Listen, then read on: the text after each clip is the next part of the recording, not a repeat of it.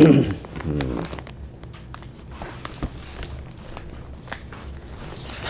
we return to our chapter, The Ascent of the Sacrifice, the Works of Knowledge, the Psychic Being, chapter 5 in the Yoga of Divine Works.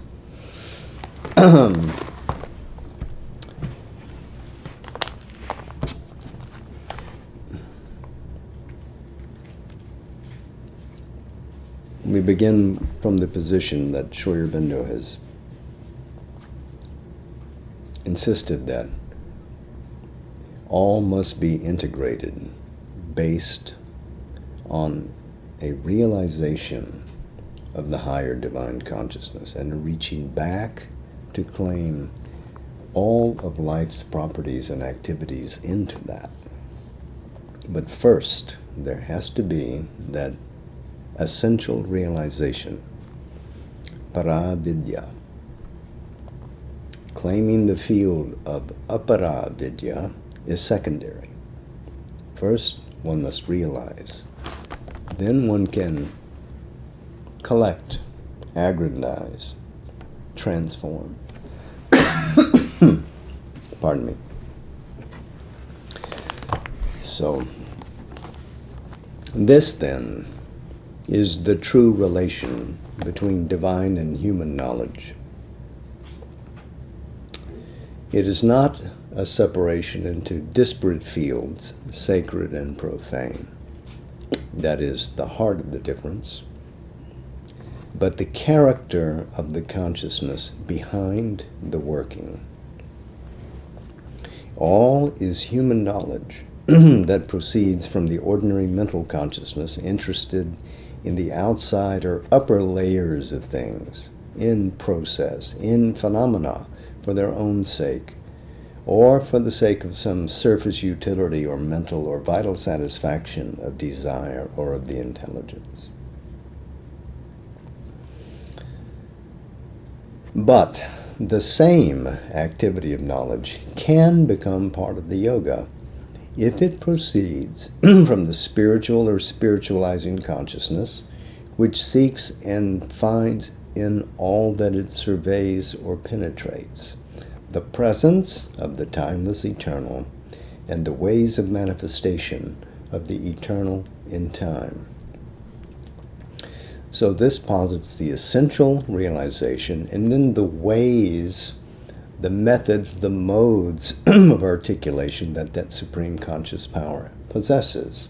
So not simply the essence, but the tattvas that proceed from that, part of the field of the higher knowledge as it extends down. So he's describing here the inner pitch of the ascent of consciousness and the governance of life from that supreme poise, where we are released from egoity and from containment in the field of manifestation, in the field of the senses, in the field of thoughts, in the field of sensations. We are back to that original point of conscious expression from true being when we are in that realization. It is evident, he writes, that the need of a concentration indispensable for the transition out of the ignorance may make it necessary for the seeker to gather his energies and focus them only on that which will help the transition, and to leave aside or subordinate for the time all that is not directly turned towards the one object. Well, this we do when we simply sit for meditation. Yes, that is what dharana is. We sit, and all the strands of our being that are normally dispersed out, we bring them back. All the thoughts, all the feelings, all the physical sensations into one compass, and we brood upon it. That is tapas. We build heat. That is concentration. The practice of it is tapasya. The reality of it is the heat, but it is all part of the field of dharana. This is, as he says in other places in the synthesis of yoga and in his correspondence, the means by which we attain victory in yoga. To apply the will, to apply concentration, is what liberates, because you build strength where was weakness. You build consciousness where was ignorance.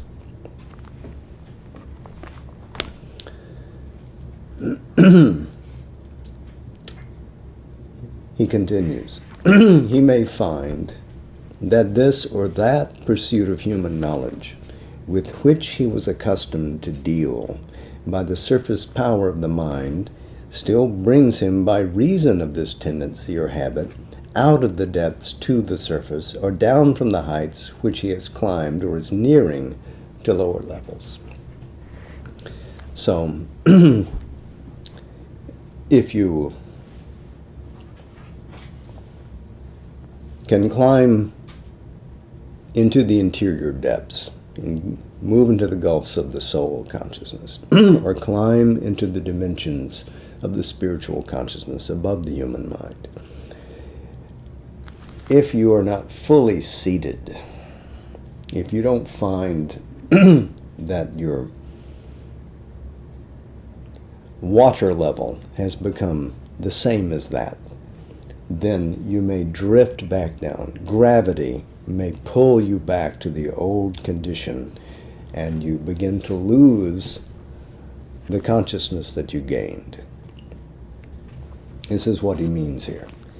These activities then may have to be intermitted or put aside until, secure in a higher consciousness, he is able to turn its powers on all the mental fields.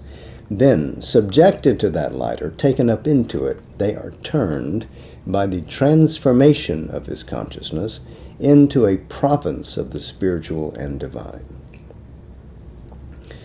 So, whatever period of time is necessary to make secure the inner game, it might be incumbent upon the aspirant to stand apart from the ordinary, the customary routine, until the victory is assured. Rushing too quickly back into the old familiar formulas may pull you away from what you thought you had grasped. We can't afford to lose it. These experiences, when they come, have to be captured and assimilated and made solid and concrete. Then we slowly come back and assume the old rounds of life and see what is adaptable to the Spirit's intent and what isn't.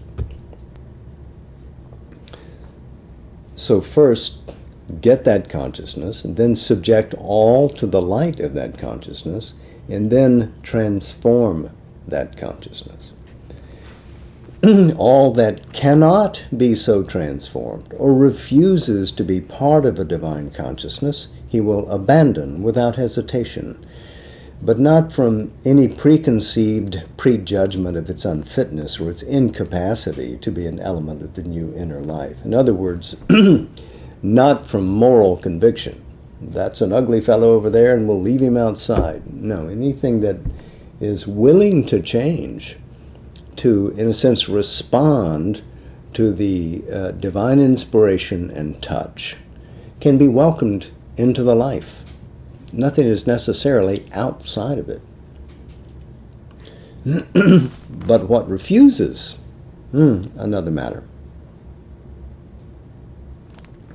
There can be no fixed mental test or principle for these things. He will therefore follow no unalterable rule, but accept or repel an activity of the mind according to his feeling, insight, or experience, until the greater power and light are there to turn their unerring scrutiny on all that is below and choose or reject their material out of what the human evolution has prepared for the divine labor. So, he alludes to the emerging sense of the soul, to the psychic tact that knows where to go and where to move, who has the experience, gathers the sap of the experience, and incidentally is that source in us which makes the true offering.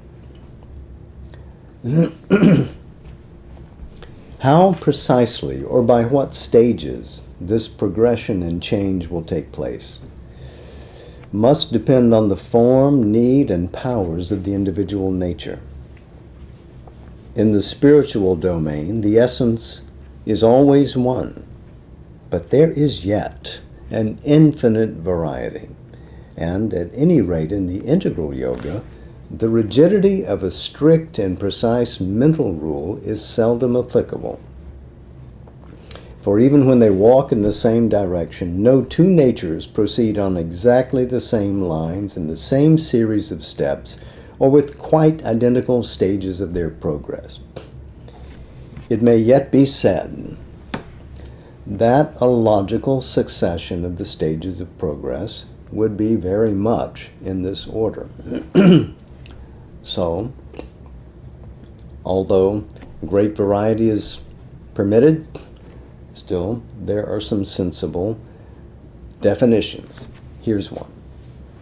First, there is a large turning in which all the natural mental activities proper to the individual nature are taken up or referred to a higher standpoint and dedicated by the soul in us, the psychic being, the priest of the sacrifice, to the divine service.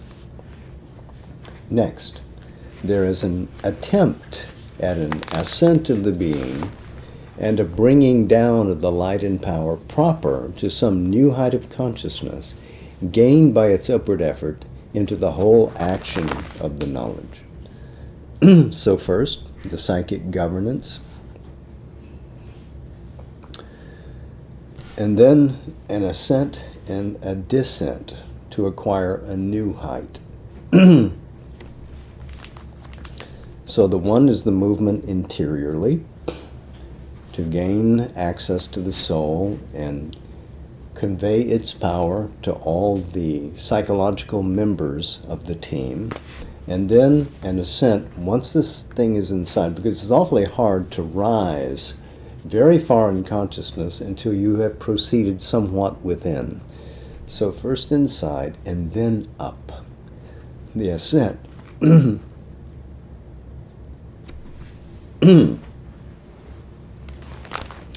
And that must bring a normalization. This confluence of the descending force into the being enables us again to rise, attain new heights, but always we must bring back and assimilate and establish something real, something solid with it.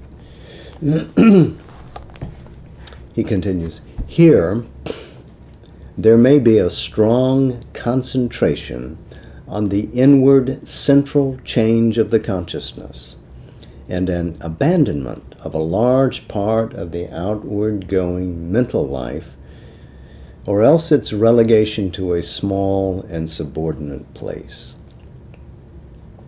At different stages, it or parts of it may be taken up again from time to see how far the new inner psychic and spiritual consciousness can be brought into its movements. But that compulsion of the temperament or the nature, which in human beings necessitates one kind of activity or another and makes it seem almost an indispensable portion of the existence, will diminish, and eventually no attachment will be left, no lower compulsion or driving force felt anywhere. So concentration may practically mean a restriction at some point, but later a release. Only the divine will matter. The divine alone will be the one need of the whole being. If there is any compulsion to activity, it will be not that of implanted desire or a force of nature, but the luminous driving of some greater consciousness force, which is becoming more and more the sole motive power of the whole existence. Consciousness force So this is the Chit Shakti acting in the nature as we draw into communion with this higher conscious power. It acts more and more sovereignly through us, achieving the larger goal. This is the Yoga Shakti taking charge of the progress of the sadhana. It is a luminous driving, and it is the power of the existence. So you see here, Sat Chit Ananda again. This is the Chit Shakti of Sat proceeding to claim the lower nature, in a sense to assume the divided lower nature back into its own higher nature. This is its first suggestion. This is the coming breath of grace descending from above, which we can feel as we rise higher and higher into conscious planes of true existence, where we meet the tactile reality of the spirit, because it is tangible, but in a way that is not tangible to the senses.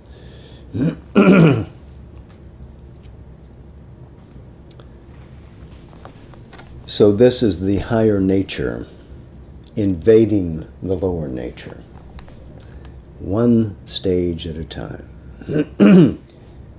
On the other hand, it is possible at any period of the inner spiritual progress that one may experience an extension rather than a restriction of the activities.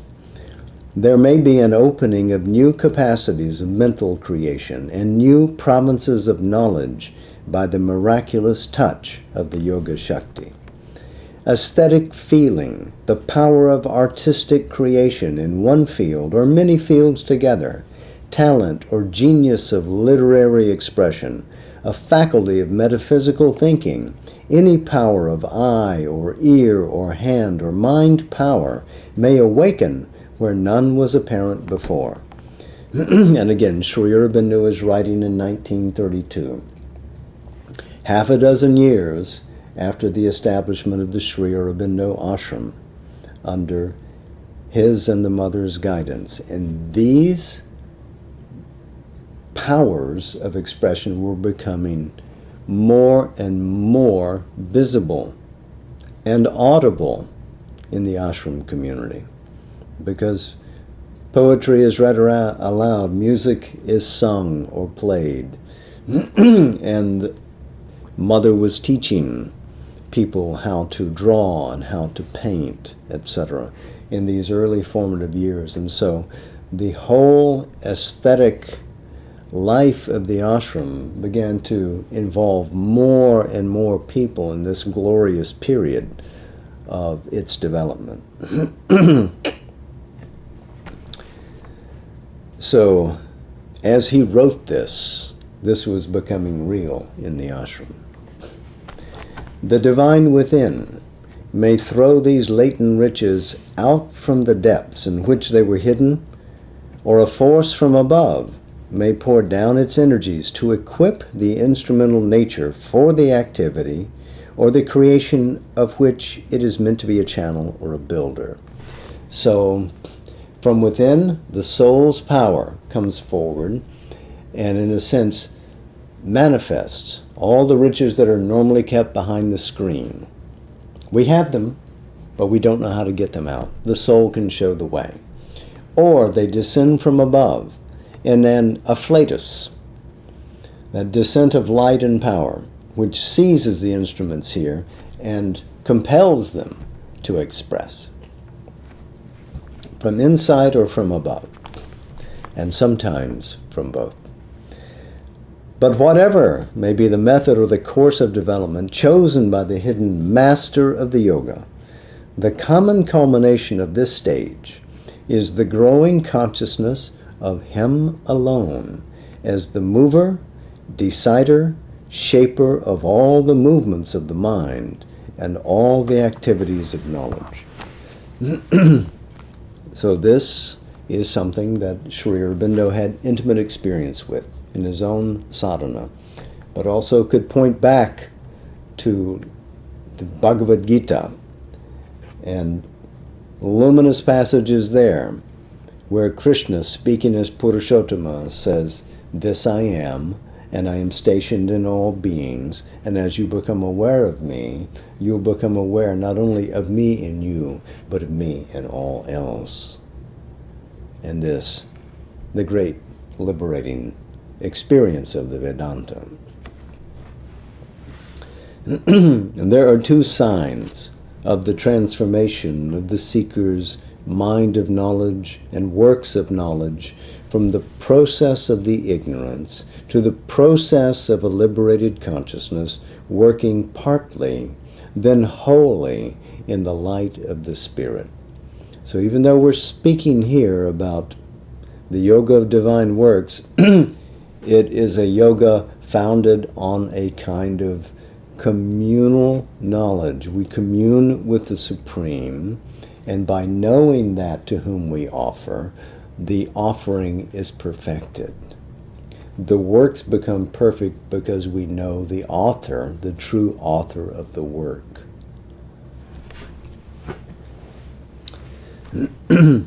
There is first a central change of the consciousness and a growing direct experience, vision, feeling of the Supreme and the cosmic existence, the divine in itself and the divine in all things. The mind will be taken up into a growing preoccupation with this first and foremost, and will feel itself heightening, widening into a more and more illumined means of expression of the one fundamental knowledge. So, he uses the term central here. There's a connotation. It is a change here that favors the emergence of the psychic in the central being, reaching from the individual into the universal, into the transcendent. You'll remember from our study of the life divine that the psyche, the truth of the soul within us, is a power expressed immortally in the throes of time of that which is centrally held above as an expression of an eternal individuation of a universal and transcendent reality. And as we waken to our psyche, to our soul, we can connect back to that real individuality which is above, which is also us, but which is never divorced, not for a moment, not for a second, from the universality expressed as the transcendence, self-discovery, multiply and uniquely in all. So this is the first, basing this on the psychic and central consciousness within us. But also, the central consciousness, in its turn, will take up more and more the outer mental activities of knowledge and turn them into a parcel of itself or an annexed province.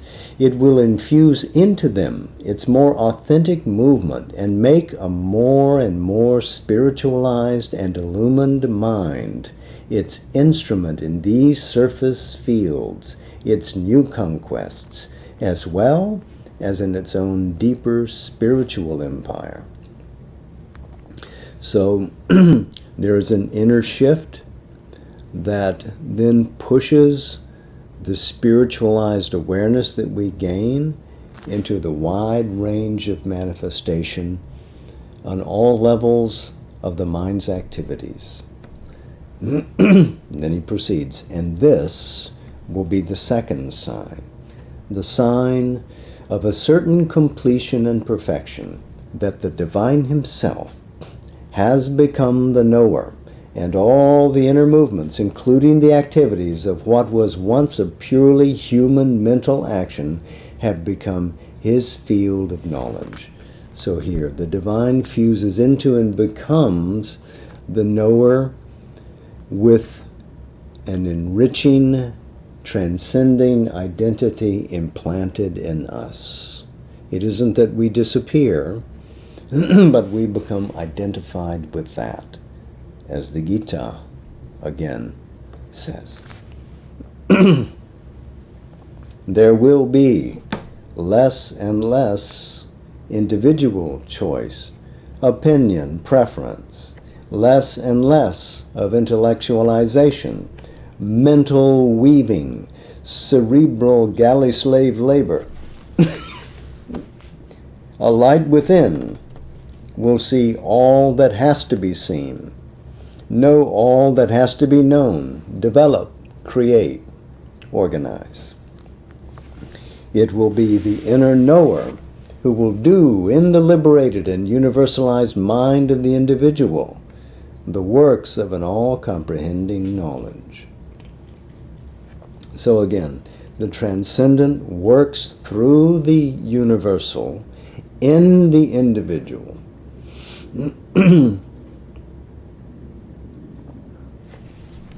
These two changes are the signs of a first effectuation in which the activities of the mental nature are lifted up, spiritualized, widened, universalized, liberated, led to a consciousness of their true purpose as an instrumentation of the divine, creating and developing its manifestation in the temporal universe.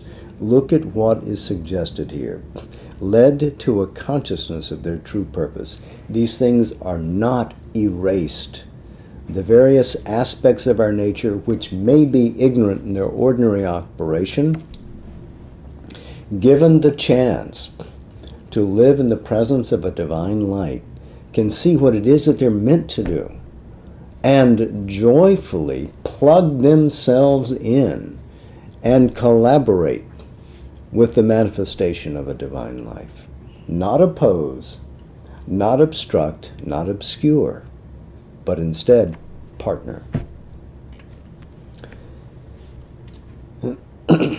But this cannot be the whole scope of the transformation.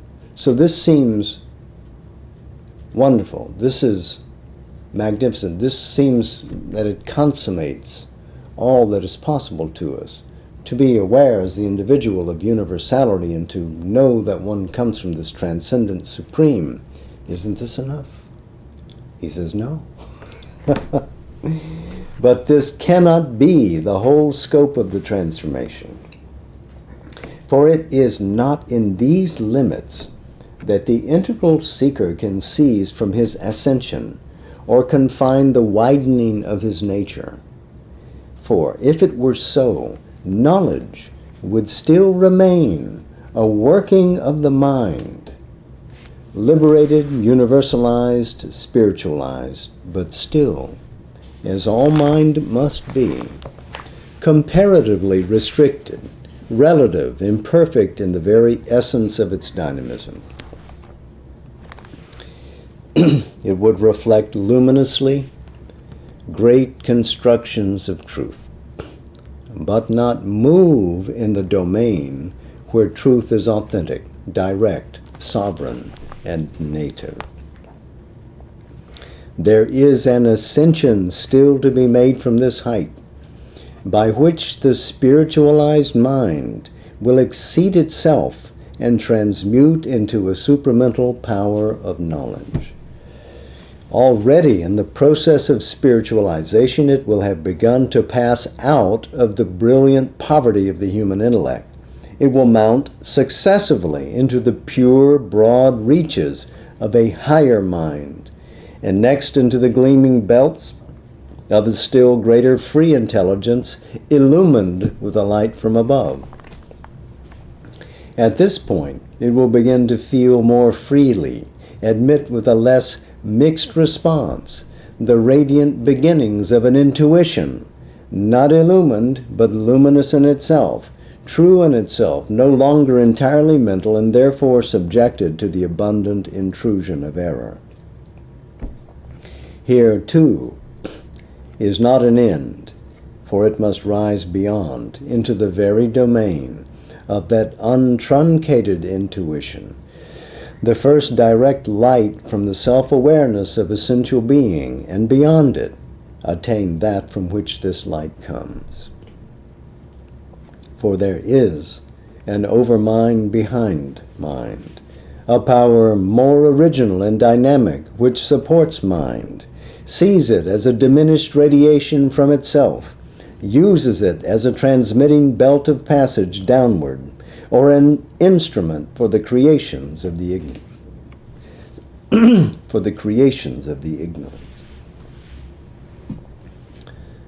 The last step of the ascension would be the surpassing of overmind itself, or its return into its own still greater origin, its conversion into the supramental light of the divine gnosis. For there, in the supramental light, is the seat of a divine truth consciousness that has native in it, as no other consciousness below it can have, the power to organize the works of a truth which is no longer tarnished by the shadow of the cosmic inconscience and ignorance.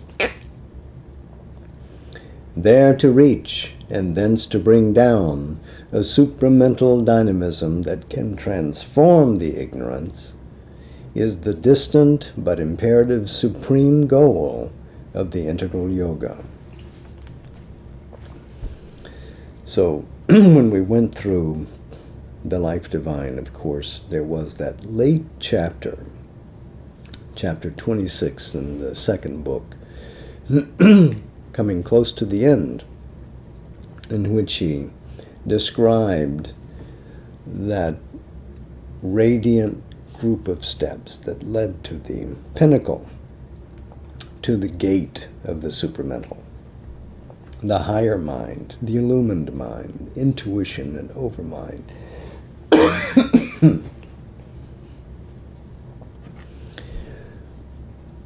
The higher mind, seizing and expressing universality in the form of thought. The illumined mind, beyond thought, but receiving substance of light from above. Intuition itself, the edge of a ray of truth. And, in a sense, the overmind, a brilliant source of globalizing light, but itself drawing its power, drawing its glory, drawing its shape as an integer from the supramental. So, to get to that supramental light and to bring its dynamism down is the supreme goal. To bring it and press it into the earth. That is the goal of the integral yoga. To transform not just mind, not simply to illumine the inner portions of our psychological being, but to press it into the energy that dominates and drives the universe, and then into the very form in which the universal functioning occurs. The body of matter.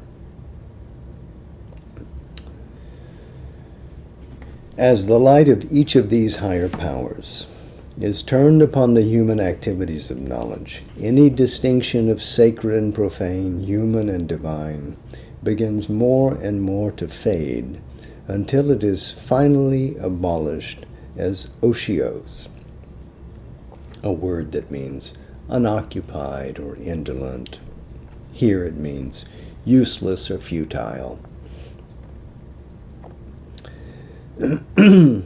For whatever is touched and thoroughly penetrated by the divine gnosis is transfigured and becomes a movement of its own light and power, free from the turbidity and limitations of the lower intelligence. So it's claimed by the descending divinity. That form is claimed by that divine consciousness as it comes, so that it becomes an instrument of the divine light. It is not a separation of some activities, but a transformation of them all by the change of the informing consciousness, that is the way of liberation. An ascent of the sacrifice of knowledge to a greater and ever greater light and force. All the works of mind and intellect must be first heightened and whitened, then illumined, lifted into the domain of a higher intelligence, afterwards translated into workings of a greater non-mental intuition.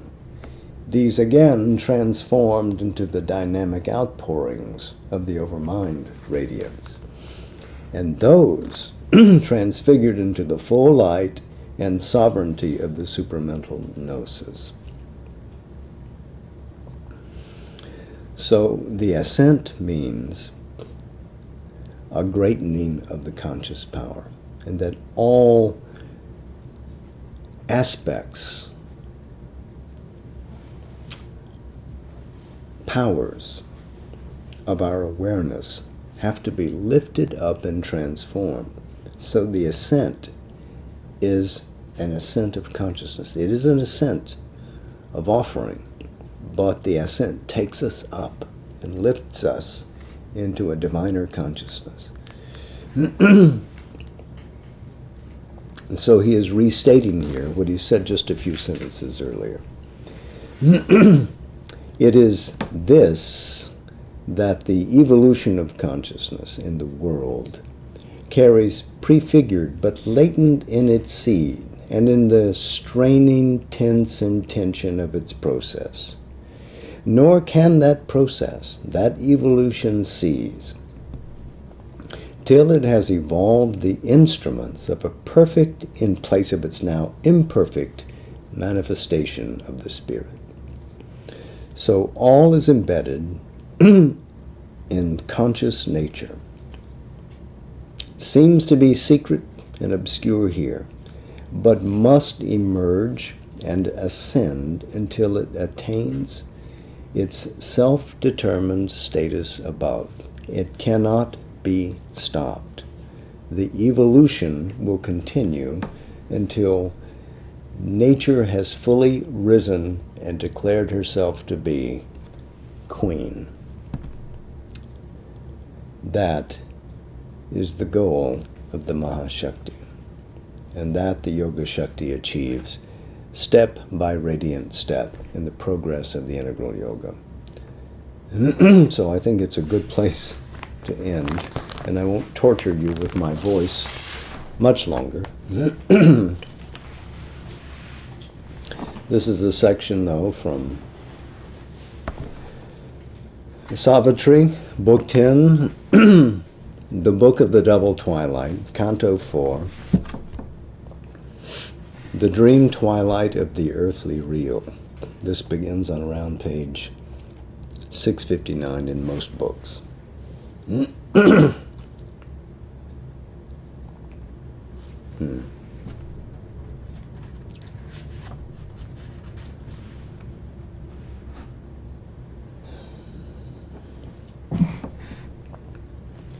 A few have dared the last supreme ascent and break through borders of blinding light above and feel a breath around of mightier air, receive a vaster being's messages and bathe in its immense intuitive ray.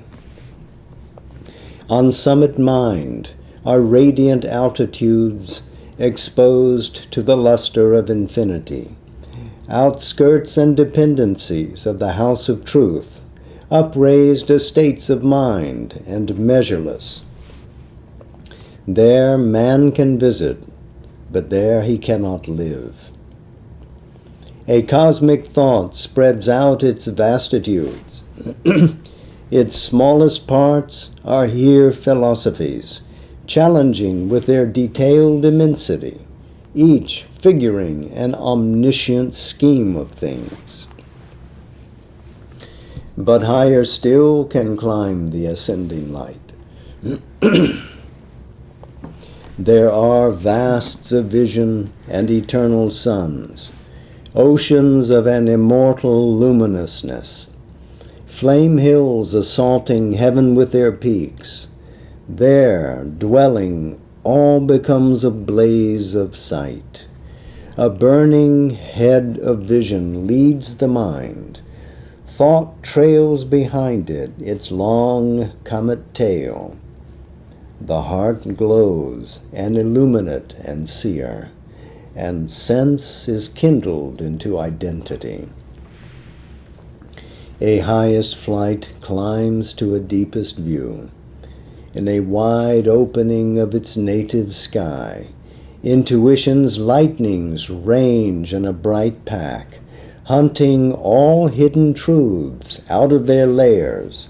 Its fiery edge of seeing absolute cleaves into locked unknown retreats of self, rummages the sky recesses of the brain, lights up the occult chambers of the heart.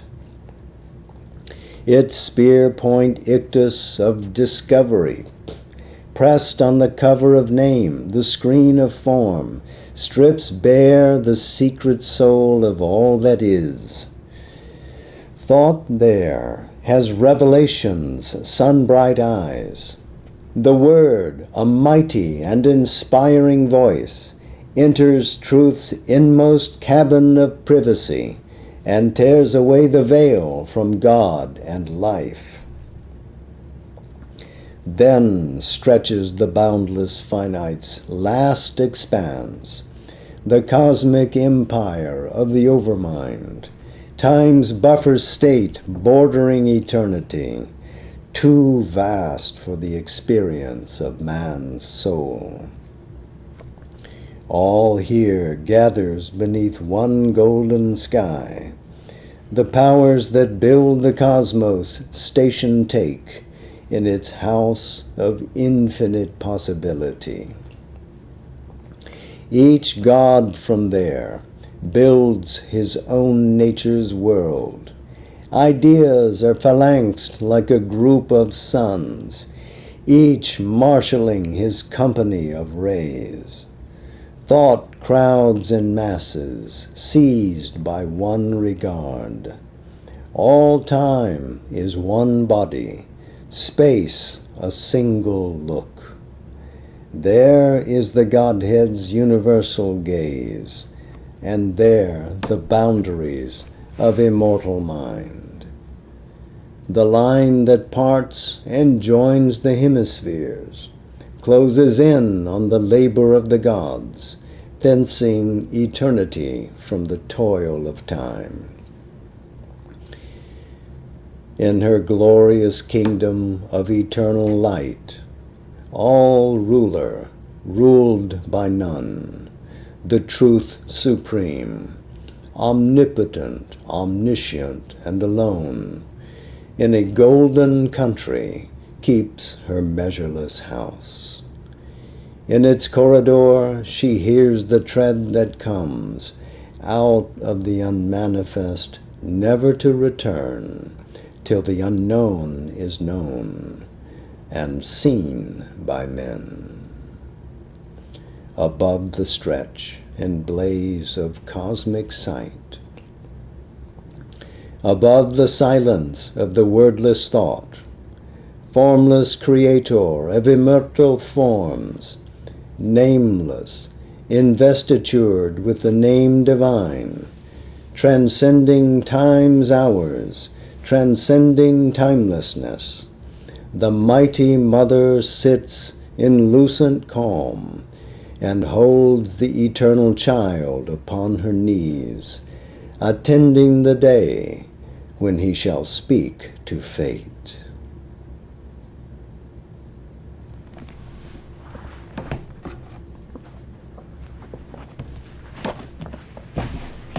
There is no good place to stop. Namaste. Jai Ma.